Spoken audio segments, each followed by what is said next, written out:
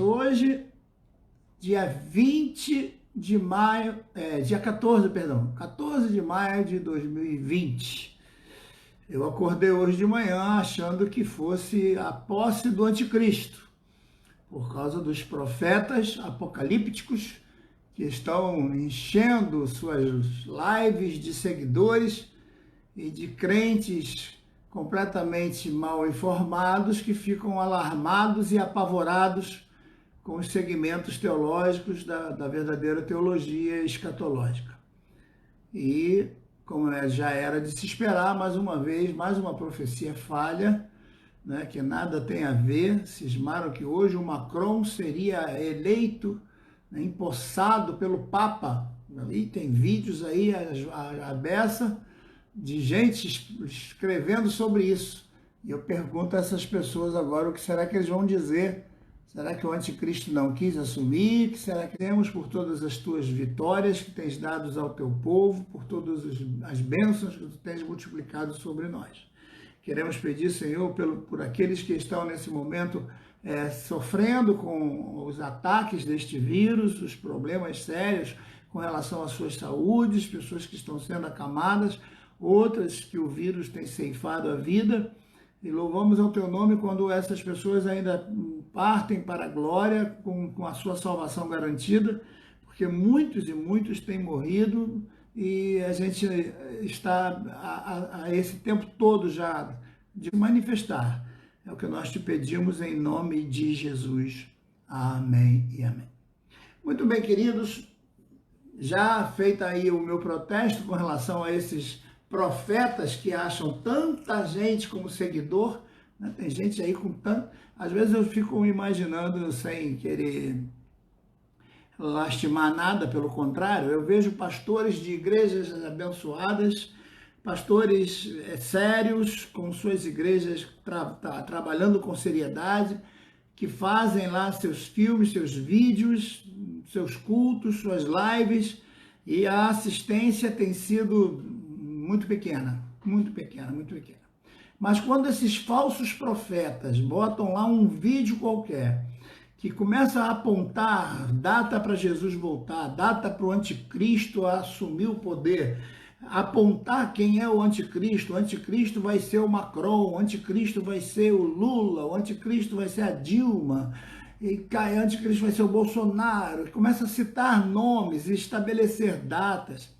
Corra disso, fuja disso, não entra nessas coisas, não dá audiência para esses profetas de Baal, porque de Bíblia eles até entendem um pouco, mas ninguém entende abaixo de Deus, de Bíblia, mais do que o diabo.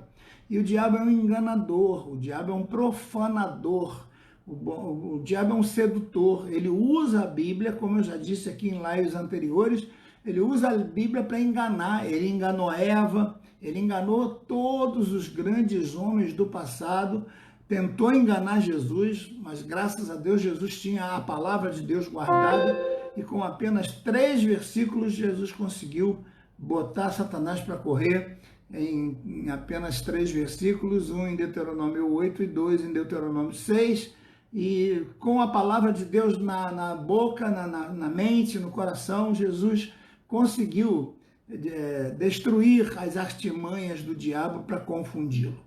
Muito bem, então ele sempre foi um copiador, ele sempre foi um enganador, ele sempre foi um ser que age por trás para tirar as pessoas da verdade.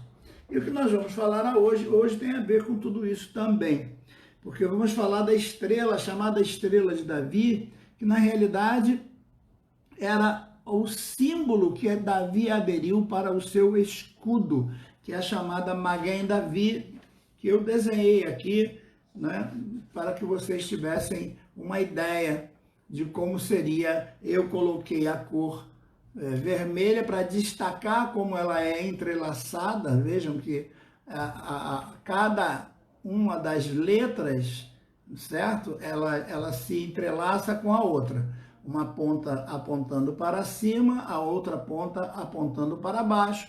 E já eu vou dar todos esses detalhes do que significa a chamada Magém Davi, ou seja, o escudo de Davi e a sua estrela, né? qual os significados que foram se formando ao longo dos anos. Porque o propósito de Davi foi fazer um símbolo para colocar no seu escudo. E Davi usava apenas esse símbolo, que tem as iniciais, a primeira letra e a última letra do seu nome, porque tem a ver com o contexto do nome dele. E se você estuda, por exemplo, no proto-hebraico, você vai reparar que existe a primeira letra aqui em forma de triângulo, que é o Dalet, e a última letra, que seria no nosso português, David, né? David, um D na frente e um D atrás.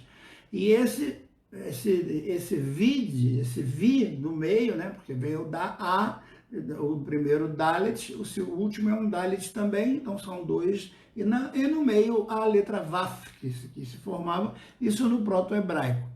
O que fez Davi então? Pegou uma letra virada para cima e uma letra virada para baixo. Na intenção de Davi era fazer com que esse símbolo se formasse desde o momento em que ele se entendia ou escolhido do Senhor, o prometido do Senhor. Então ele vai trabalhar agora através de um símbolo no seu escudo para identificar quem ele era, o chefe de um grande grupo. Primeiro ele monta lá um grupo de pessoas que estavam fugidas de Saul e tal, e logo depois ele acaba assumindo o governo do Reino do Sul. Ele vai reinar durante 8 anos no Sul e depois mais 32 anos em toda Israel, num total de anos de 40 anos e mais alguns meses. Esse Davi, então, vai usar o símbolo para ser o símbolo do seu reino. Então, aquela estrela que era colocada, porque as duas letras, elas acabam formando uma estrela, quando você coloca uma ponta para cima e a outra ponta para baixo. Então tá dando para ver bem aqui, as duas entrelaçadas, certo? E é interessante que você perceba que esse símbolo usado por Davi, ele também vai ser usado por muitas outras coisas depois. Porque quando Salomão recebe o trono, já existia o símbolo do escudo de Davi, que fazia parte agora do reino de Davi. Então, a maioria dos escudos eram com esse símbolo. No templo, nos portais, na casa de Davi tinha esse símbolo. Né? E eu coloquei na minha página, por exemplo, que quando você visita Israel, nos escombros de Cafarnaum, você encontra lá uma sinagoga do tempo de Cafarnaum, ainda lá em as construções, né, arqueológicas encontradas do tempo de Jesus, e essas pedras que eram usadas ainda para enfeitar, e dentre elas a pedra onde tem a Maguen Davi, a estrela de Davi, lá como símbolo usado no tempo de Jesus. Então veja que rompe os séculos.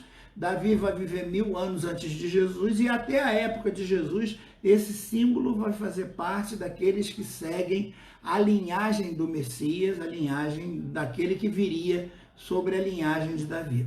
Agora, é importante você saber que existe uma coisa chamada sincretismo religioso, onde as religiões todas vão ser se anexando, vão pegando uma coisa da outra, vai pegando um misticismo daqui, uma coisa dali, e isso acontece hoje muito no meio da igreja brasileira, quando alguém traz lá as coisas de outras religiões. É muito fácil você encontrar pessoas dentro da igreja evangélica que ainda não perdeu, por exemplo, os trejeitos da igreja católica, quando ele diz Virgem Santíssima.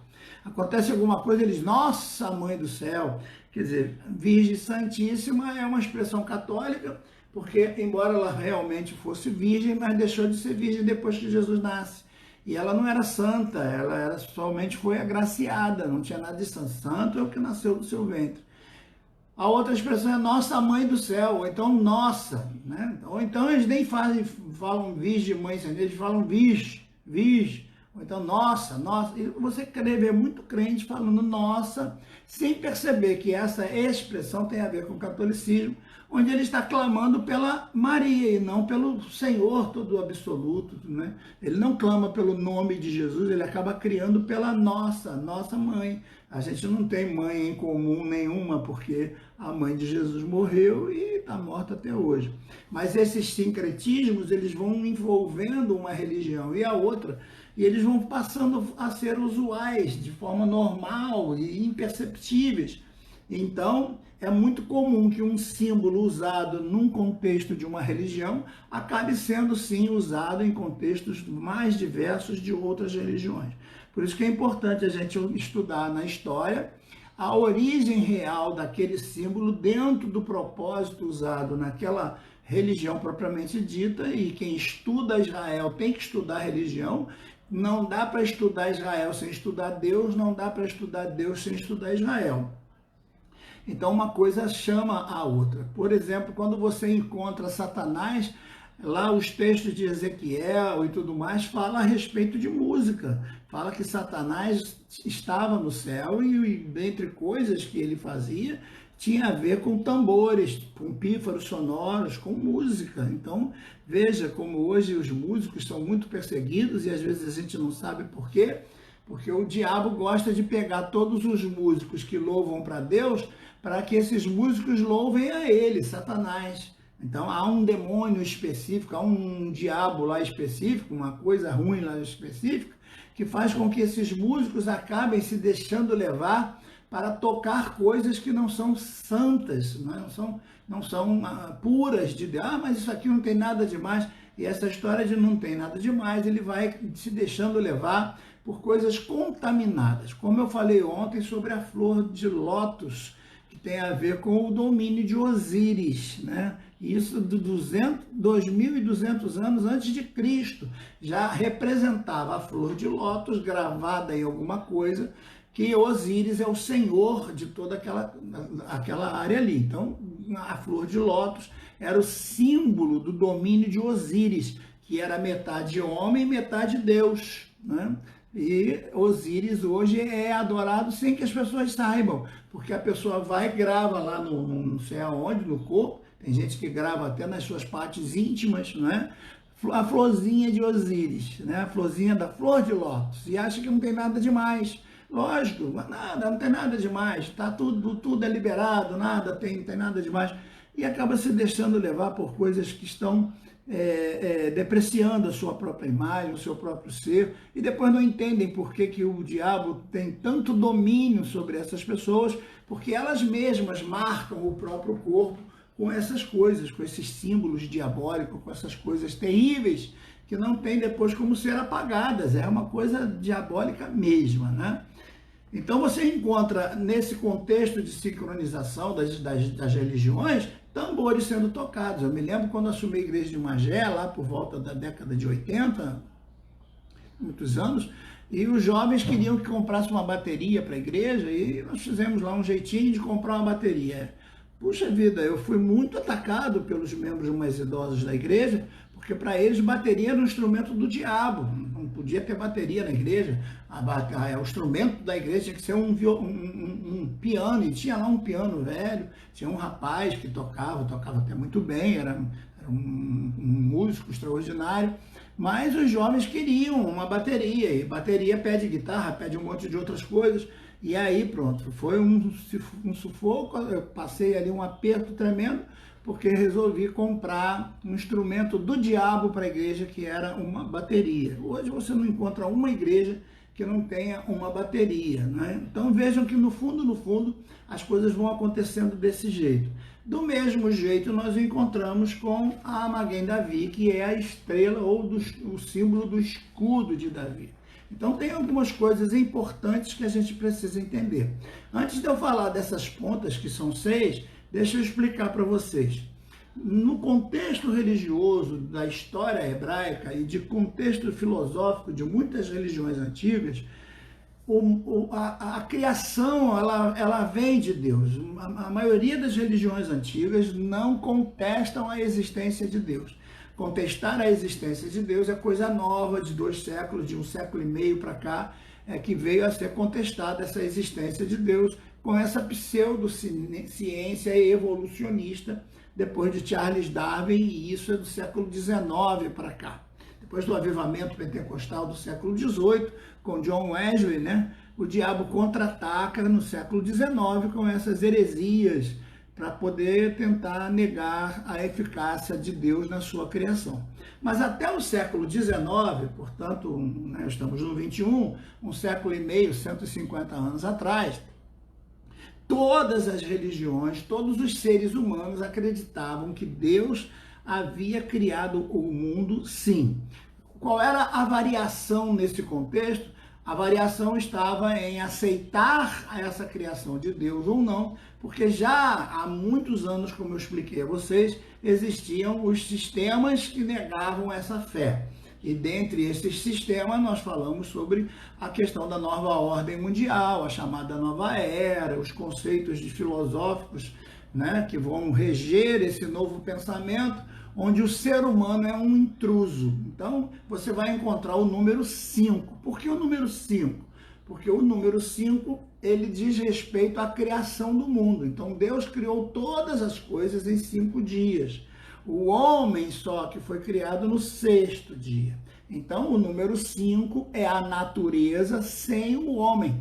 É o homem que prejudica a natureza. Então, toda vez que você vê um cientista dizendo que o homem está prejudicando a natureza, o homem vai acabar com a camada de ozônio, é o homem que está poluindo, realmente esse homem está fazendo um monte de coisa errada. Mas por trás dessa filosofia desse cientista está um conceito diabólico de colocar o homem abaixo da criação. Ou seja, a natureza está acima. O homem pode morrer, mas não pode matar a natureza. Que morra o homem, mas a natureza continua viva. Então, por isso que você vê hoje esses conceitos se formando nesses grupos de homens tão ricos que eles querem o quê? Diminuir um pouco a população mundial. Essa ideia já é antiga, muito antiga, para que essa população diminuída afete menos a atmosfera, afete menos a mãe natureza, que é representada por 5. Então, o número 5 você vê lá no arco-íris que eles usam,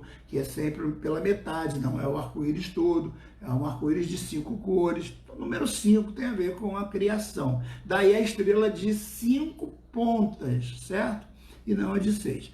O número 6, ele passa a ser, então, o número do homem, porque o homem é criado no número 6. Entretanto, esse homem peca e o número 6 passa a ser também usado para representar o homem que se levanta contra Deus. Então, em todos os sentidos, o 6 representa o homem, tanto o homem na presença de Deus, mas quanto o homem fora de Deus. E é aqui que a gente tem que entender esses pontos importantes do que forma essa chamada estrela. Porque a Magen Davi, ela tem as duas letras, como eu já falei, que estão entrelaçadas, mas note que ela forma uma ponta, 2, 3, 4, 5, 6 pontas. Então, 6 é o número do homem, certo? Agora, são só 6? Não. Reparem que a figura principal da letra, veja, ela é um triângulo equilátero, ele tem ângulos iguais, ele tem lados iguais, é um triângulo. E o triângulo sempre foi uma figura mística em todo o contexto das religiões. Lembre-se das pirâmides, por exemplo, porque quanto mais aumenta para você conseguir, repare aqui, tenta identificar esse que está em azul, tente não ver o vermelho, veja só o que está em azul. Para que essa ponta vá mais para cima, é necessário que aumente essa base. Então, quanto mais nós possuirmos a humanidade, mais perto de Deus nós vamos chegar. Quanto mais nós possuirmos o planeta Terra, mais perto da divindade nós vamos chegar. Então, é crescendo para o lado que nós chegamos à presença de Deus. E isso tem a ver com os ensinamentos de Jesus, quando Jesus disse que nós temos que amar ao próximo como a nós mesmos, quando nós fazemos aos mais pequeninos, fazemos a ele. Então, tudo isso tem a ver com ensinamentos bíblicos. Mas vejam como esse sincretismo tira a filosofia da religião, que leva a Deus, para pegar essa mesma filosofia e implantar em religiões que são heréticas e pagãs, para tirar o homem de Deus e tentar fazer com que esse homem chegue ao céu sem Deus. Então, o que prega uma pirâmide? A eternidade. Quando você vê uma pirâmide sendo colocada, né? Por que a pirâmide é feita de pedra? A pedra tem a ver com a eternidade, a durabilidade, a eternidade, ela dura. Quando você vê, por exemplo, você está num campo e vê uma montanha, você vê nitidamente a lua passando e a montanha permanece. Quando você vê o sol nascendo, indo embora, e a montanha permanece. Então, na opinião daqueles homens iletrados que não entendiam nada da cosmovisão intergaláctica, né, de um conceito maior da astronomia, eles achavam que a montanha era maior do que todas as coisas. Então, onde esse homem quer colocar a sua casa? Em cima dos montes, daí as estátuas serem sempre em cima dos montes, os postes ídolos em cima dos montes. Se o monte é mais eterno do que o dia, o monte precisa ser conquistado. Por isso que o diabo queria conquistar o monte da congregação, que era o monte santo do Senhor. Então tem a ver com todo o contexto bíblico. Não se esqueçam que tudo isso origina em Noé e vai se espalhar depois que a arca pousa através dos seus 3 filhos, que é Sem, Javé e Cã. Estão entendendo, né? Agora vejam que então a figura da pirâmide nós encontramos aqui nesse triângulo perfeito. Esse triângulo também é muito usado quando alguém tenta explicar a figura de Deus. Veja, um ser com 3 lados iguais, Pai, Filho e Espírito Santo, com ângulos iguais, forma de ação igual, todo ser igual. A Trindade, um não é maior do que o outro, um não é melhor do que o outro, os 3 são onipotentes, os 3 são onipresentes, os 3 são oniscientes. Então, no fundo, todos os conceitos teológicos e teosóficos se unem numa única figura, certo? Quando Davi coloca então esse símbolo para ser o símbolo do seu reino, logo depois seu filho Salomão assume o reino e infelizmente vai usar o mesmo símbolo para profanar as coisas de Deus. Então, voltando para aqui, perceba então que nós temos um triângulo equilátero e temos um outro triângulo apontando para baixo. Qual era o plano de Davi? Que houvesse na terra um reino voltado para Deus, mas ao mesmo tempo voltado para os homens. Um reino que unisse a glória de Deus sobre os homens. Então, esse homem representado pelas 6 pontas, então entraria as 6 pontas e aqui no meio entraria a presença de Deus. Por quê? Porque o ser humano, ele pode ser atacado por 6 lados. E é importante você entender isso, porque o ser humano tem esse contexto de ataque, de ser atingido. Então, como eu posso ser atingido? Por exemplo, eu posso ser atingido por cima, 1.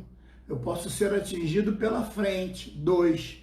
Eu posso ser atingido por trás, 3. Eu posso ser atingido por baixo, 4. Posso ser atingido pelo meu lado direito, 5. Posso ser atingido pelo lado esquerdo, 6. Mas como eu vou ser atingido lá no número 7? Por isso que o número 7 da perfeição tem que estar aqui dentro. Então, o 7 tem que estar sempre no meio. No meio está o 7. Então, você encontra, olha, aqui você encontra um triângulo, que é uma base, que é a letra Dalet. Aqui, 2.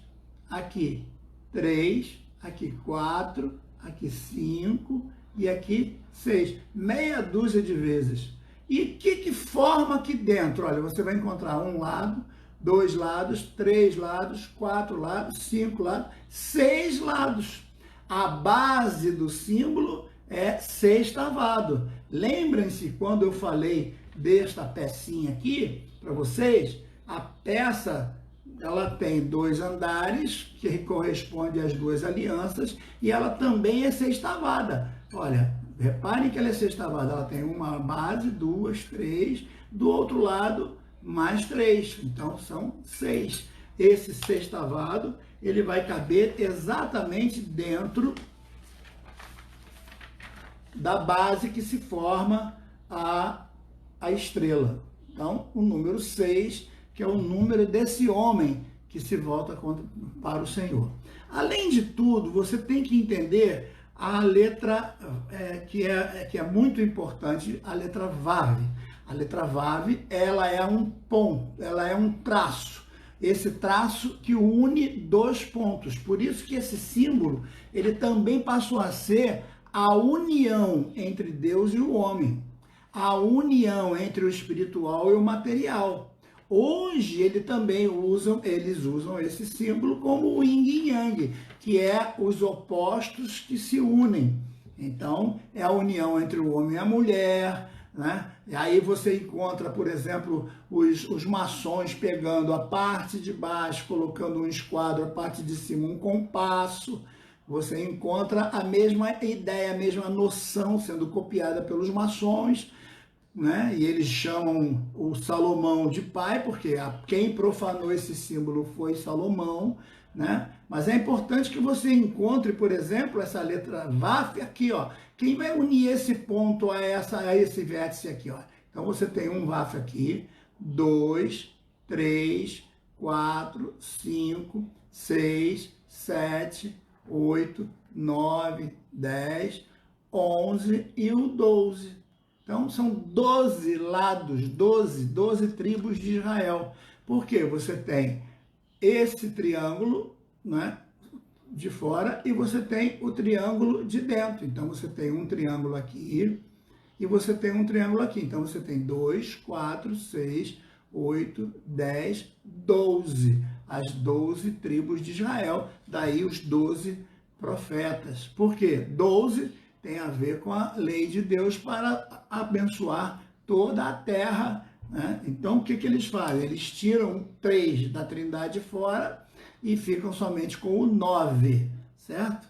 Isso é um contexto que eles usam, o 9 ou o 6, porque o 9 é o 6 de cabeça para baixo, tá certo? Então, esse símbolo apresentado para determinar o reino de Davi, durante os 40 anos que Davi reinou, ele foi o símbolo usado. Depois da profanação de Salomão, agora outros deuses de outras culturas, amonitas, moabitas, edomitas, vão tomar esses símbolos e usar para todos os outros lados, certo? E você encontra histórias das mais fantásticas usando também este símbolo. E há, inclusive, alguns que colocam uma esfera para que as pontas sejam unidas através da esfera, certo? Mas o propósito de Davi não foi fundar isso aqui.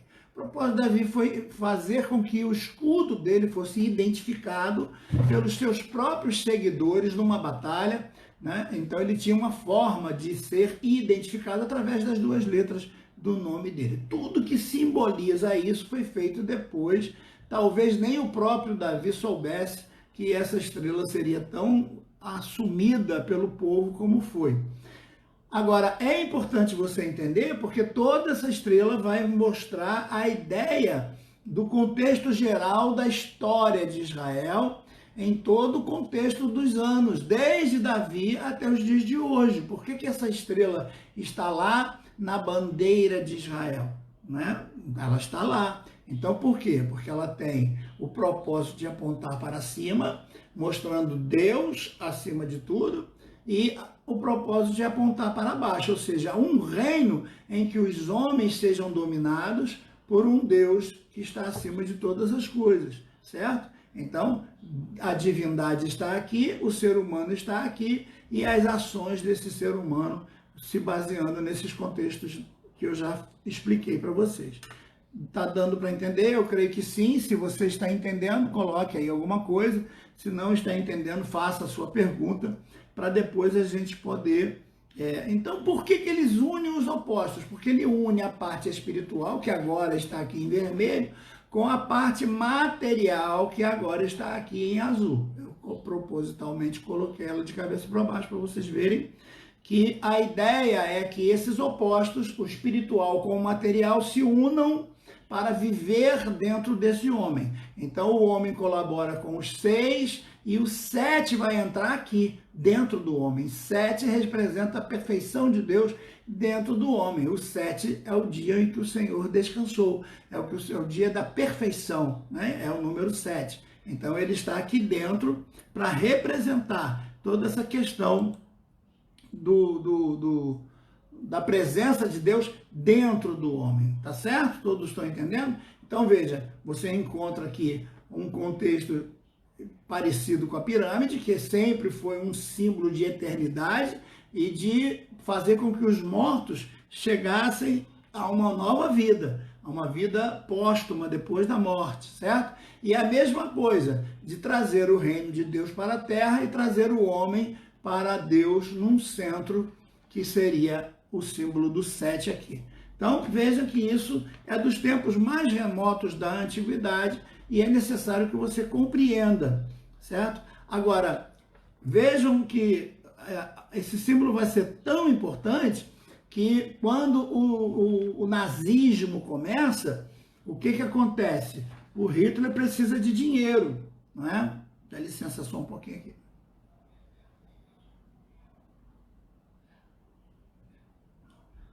Então, quando o Hitler quer dinheiro, o que o Hitler vai fazer? Ele vai pegar o dinheiro dos bancos, mas os banqueiros, os donos dos bancos eram os judeus.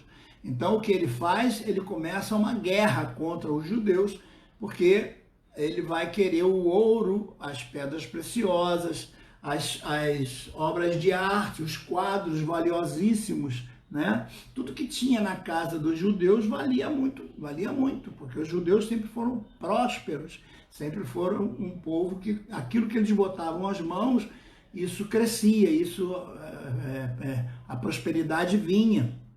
Então, o que Hitler vai fazer? Vai motivar o povo a achar que os judeus eram uma classe inferior, que os judeus não eram seres humanos, que os judeus eram uma classe subjugada e tal, porque todo país que tem um governo totalitarista, todo país que tem um governo socialista, comunista e outros istas, que você entende por aí, ele tira toda a autonomia da base, ele tira tudo que o ser humano possa receber para sobreviver. Ele não se importa. Você vê hoje essa guerra que está aí no governo, me permita citar o nosso país novamente, nessa bagunça que está. Quanta gente está morrendo aí porque não se conhece o tratamento direito? Quanta gente está morrendo porque está usando o medicamento certo, mas está dando doses acima da média? Por quê? Porque não se permitiu a politicagem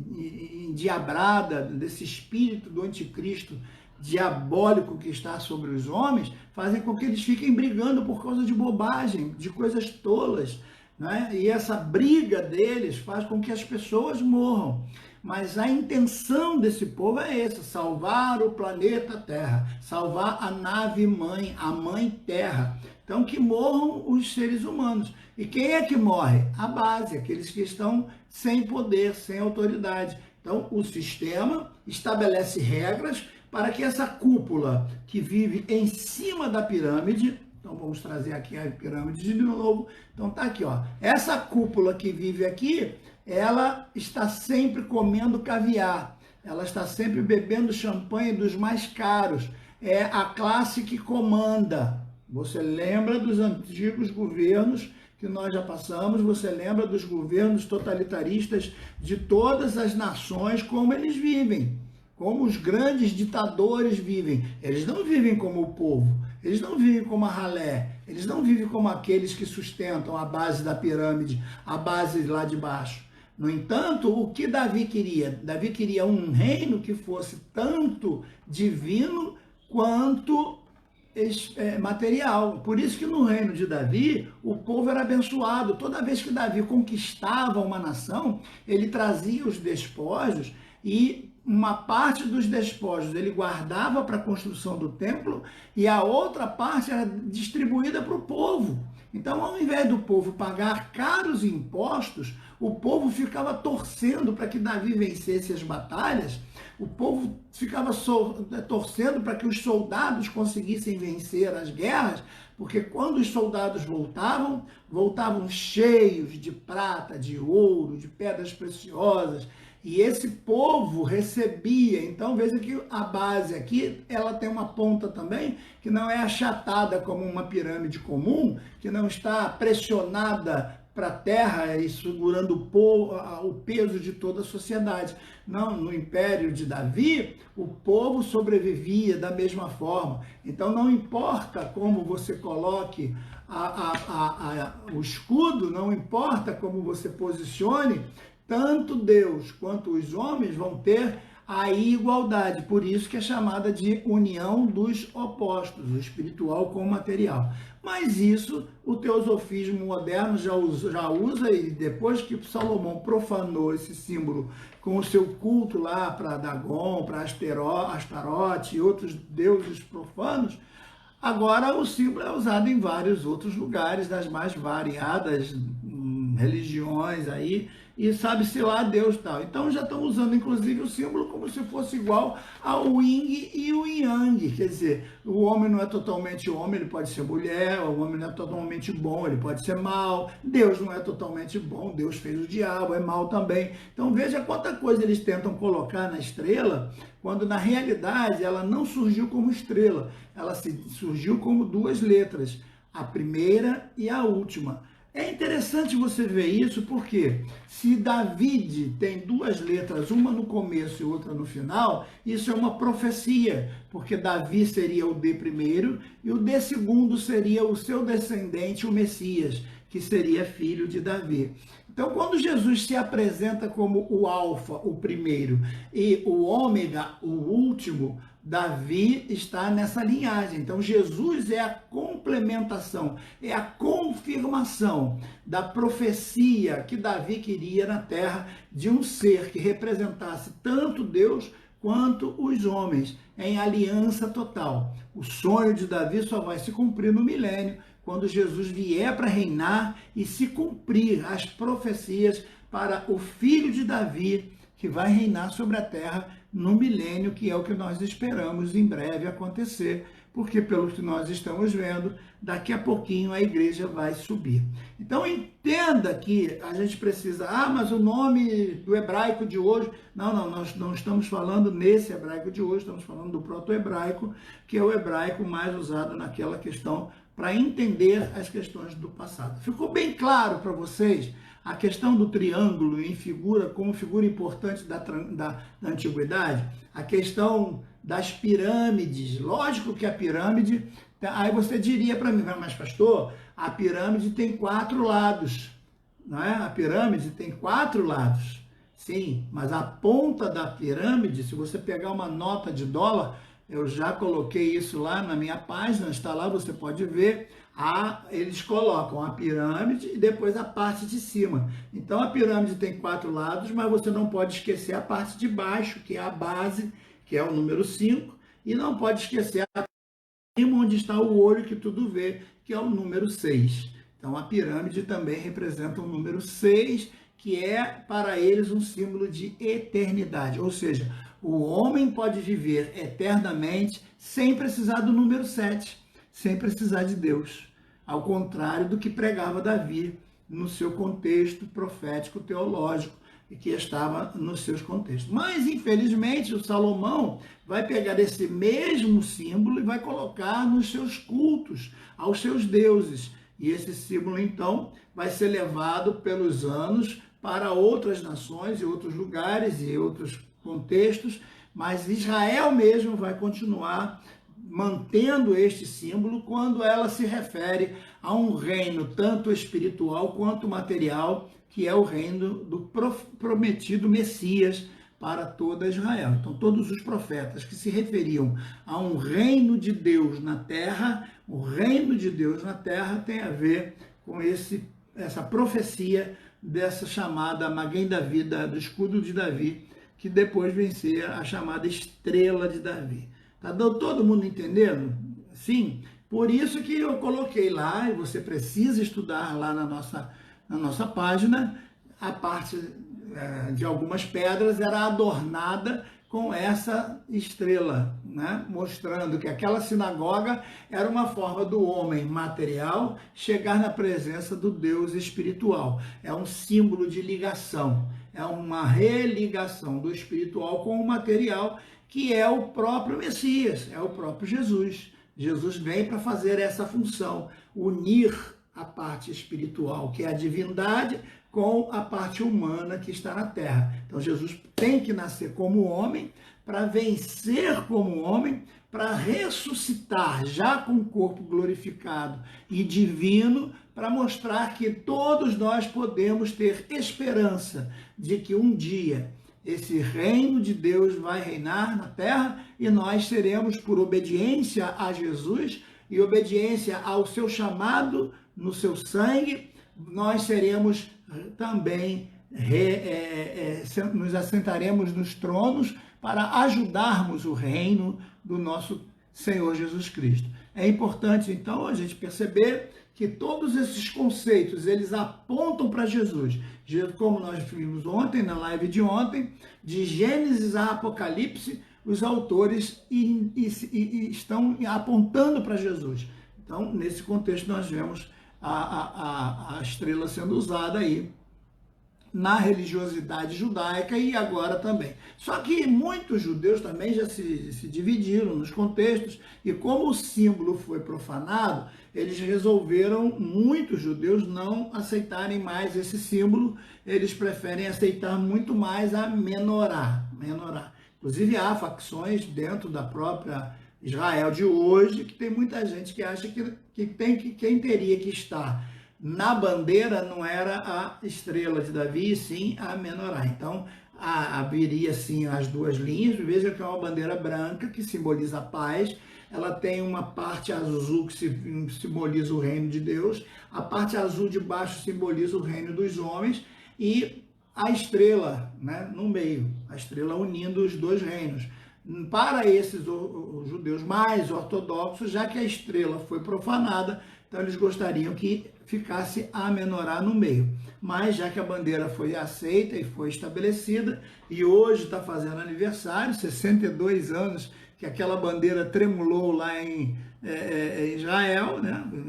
E as pessoas ficaram felizes em ver, em Tel Aviv, que aconteceu no dia 14 de maio de 1948, 3 anos depois da Guerra Mundial. Por isso que Hitler fazia, então, aquela faixa branca com a estrela azul, para que todos os judeus fossem identificados como pessoas inferiores. Todas as suas propriedades eram roubadas, tudo que eles tinham era levado para os cofres nazistas, e os judeus eram cremados, eram queimados. Primeiro eles tentaram matar, mas a bala estava ficando cara para matar judeus. Então eles tentaram ver um outro jeito para matar os judeus que fosse mais econômico. E não tinha mais lugar para enterrar, não tinha lugar mais para fazer sepultura de tantos que foram mortos. Então eles resolveram fazer os chamados crematórios, as grandes fornalhas. E é uma coisa interessante que você pode pesquisar direitinho com calma, com um espírito brando, que nem eu falei ontem. Quantos milhões de judeus foram mortos? 6. 6 milhões de judeus. 6. Porque não foram 5, porque não foram 4. 6. 6 é o número do homem que se levanta contra Deus. Por isso que o número do anticristo vai ser 666. Então o anticristo pode sim usar 3 estrelas dessa? Pode ser que ele queira usar 3 estrelas dessa, 666.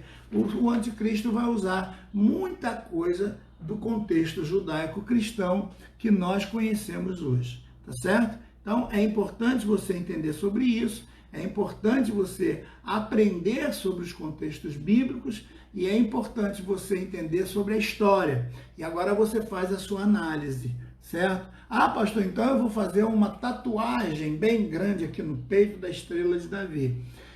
Eu não aconselho você a marcar o seu corpo com nada daquilo que você possa se arrepender depois. Teu corpo é templo do Espírito Santo e você tem que cuidar desse corpo. Então não marque esse corpo, não coloque símbolos no seu corpo. Se você já colocou, dá um jeito de tirar, veja como fazer para fazer modificar aquela história. Eu vejo muita gente aí que marca o corpo com o nome do marido, aí de repente o marido morre, casa de novo, aí você vê a fulana com o nome de Beltrano, mas o Beltrano já morreu, ela casou de novo. Então não se precipite, o corpo não é um objeto para você usar de qualquer forma. Teu corpo é templo do Espírito Santo e um dia você vai prestar contas a Deus de tudo que você faz com esse corpo. Não profane aquilo que Deus santificou. Não destrua aquilo que Deus consagrou. Salomão, infelizmente, fez coisas tão erradas que eu tenho minhas dúvidas se é que ele está no céu. Eu não discuto, não sou nem a favor de dizer que foi, mas também não sou a favor de dizer que não foi, porque as coisas que Salomão fez, depois de saber da verdade, foram tão terríveis. Participar de um culto de criança sacrificada, queimada viva. Vejam como é que um homem com tanta sabedoria, com tanto conhecimento de Deus, com tanta experiência, vai participar de um culto onde uma criança viva vai ser queimada viva. Por quê? Porque o homem está enganado, o homem está persuadido. Quando o homem se deixa enganar, quando o homem se deixa persuadir pelo pecado, pela profanação, pelas questões sexuais, veja que Salomão tinha essa coisa da vaidade, de querer mostrar. No começo, a sua grandeza era a sua sabedoria, mas a sua sabedoria se perverteu. E a mesma história do diabo, que era uma estrela de luz, e por causa do seu orgulho, por causa da sua vaidade, ele se transformou no que é hoje. A gente viu a mesma história acontecendo com Salomão.